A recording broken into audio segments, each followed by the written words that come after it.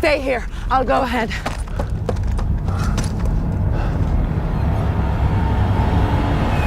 The DCU's first show, Creature Commandos, is possibly setting up a lot of future projects, including Wonder Woman's solo movie and her prequel series, Paradise Lost. James Gunn's upcoming Superman movie will introduce David Corenswet as the new Superman, marking him as the face of the DCU. After that, we'll see Supergirl and Clayface in 2026, which kinda came out of nowhere.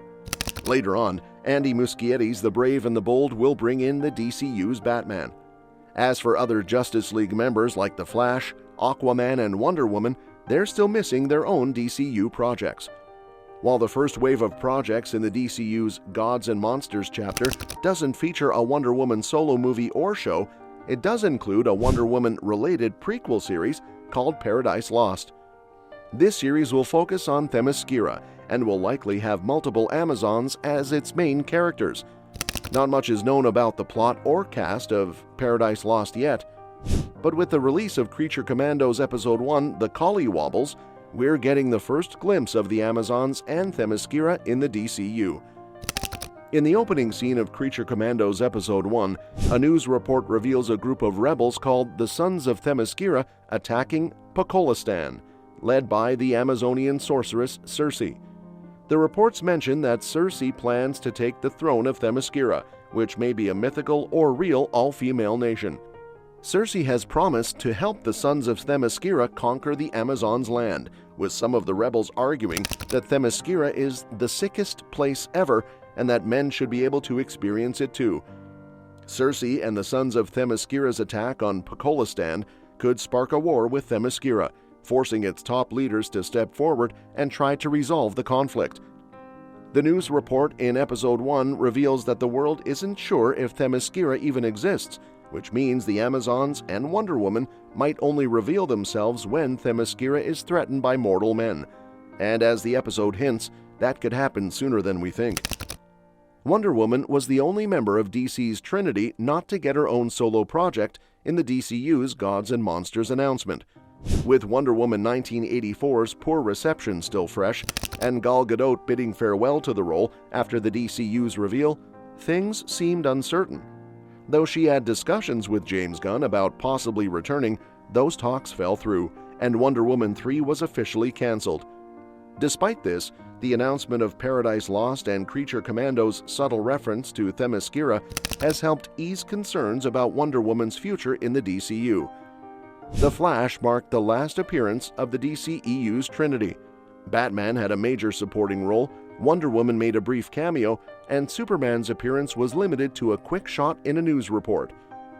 In the DCU, Superman and Batman are already ahead of Wonder Woman. Both heroes have their own theatrical movies lined up in the Gods and Monsters chapter, and several key characters tied to them will also debut early on. Lex Luthor and Damian Wayne will appear in Superman Legacy and The Brave and the Bold, while Kara Zor-El takes center stage in Supergirl Woman of Tomorrow. With Paradise Lost possibly connecting to Creature Commandos, it seems the Wonder Woman prequel won't be set too far back in the DCU's timeline.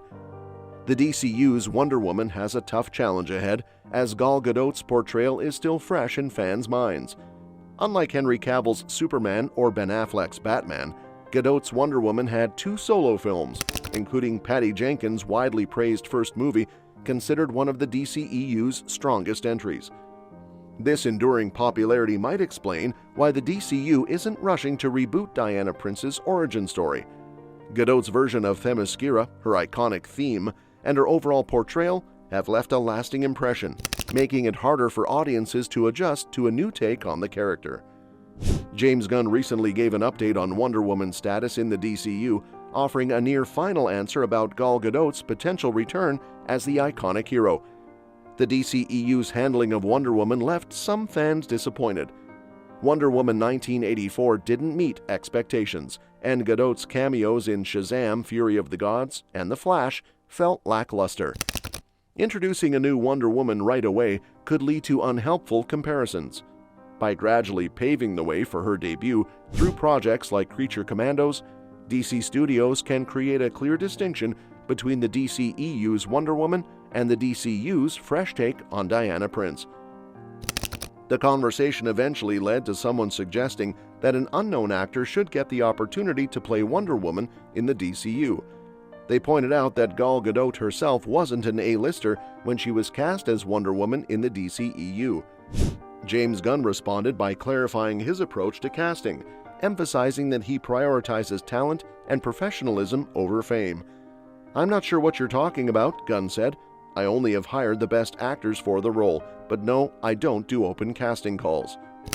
He further explained, "I have never only hired well-known actors. I've hired many actors in lead roles that were less well-known than your example of Gal at the time of WW. But I do only hire professionals, same as I do with plumbers, surgeons, and masseuses. I think it's fair, although fair isn't my objective. My objective is telling stories the best I can." While James Gunn referenced Gal Gadot's casting as Wonder Woman in the DCEU, he gave no indication that she might return as the DCU's version of the character. The possibility wouldn't be far-fetched, given that actors like John Cena, Viola Davis, and Zola Maraduena are continuing to play their DCEU roles in the DCU. Now the question still remains, who will play the character? A popular fan pick for Wonder Woman is Ana de Armas. Though she hasn't joined any superhero franchise, she's proven her action chops in roles like Paloma in the James Bond film No Time to Die and Joy in Blade Runner 2049. Recently, she starred in The Gray Man, directed by the Russo brothers, known for their work on the Avengers films. With her upcoming portrayal of Marilyn Monroe in Blonde, de Armas might be scouting for her next big project. While Gal Gadot remains a strong and capable choice for Diana Prince, any DC reboot could create space for a fresh, well-established star like de Armas to take on the iconic role of Wonder Woman. Another is Kaya Scodelario. She is known for her breakout roles in The Skins and the Maze Runner series, recently showcased her talent in the intense thriller Crawl. With no major franchise ties at the moment, she'd be a great pick to play a younger version of Diana Prince for a long-term run as Wonder Woman. Her acting skills have been proven time and again, and landing this role could easily propel her into Hollywood's A-list. Katie Cassidy, known for her long-running role as Laurel Lance, Black Canary on Arrow, has already proven herself as a fan favorite in the DC world. While she may not have the blockbuster film credits of some other contenders, her talent and experience make her a strong candidate to deliver a standout Wonder Woman performance. Since Arrow wrapped up 2 years ago, Cassidy has been on the lookout for her next big project. Casting her as Wonder Woman in the rebooted DC universe could be the perfect way to excite fans and bring a familiar superhero face back into the spotlight. That's a wrap for today's video. Thanks for watching, and we'll catch you in the next one. Your suggestions for future videos are always welcome in the comments below. Don't forget to like, share, and subscribe to stay updated. And if you want, feel free to drop your thoughts on this video in the comments too.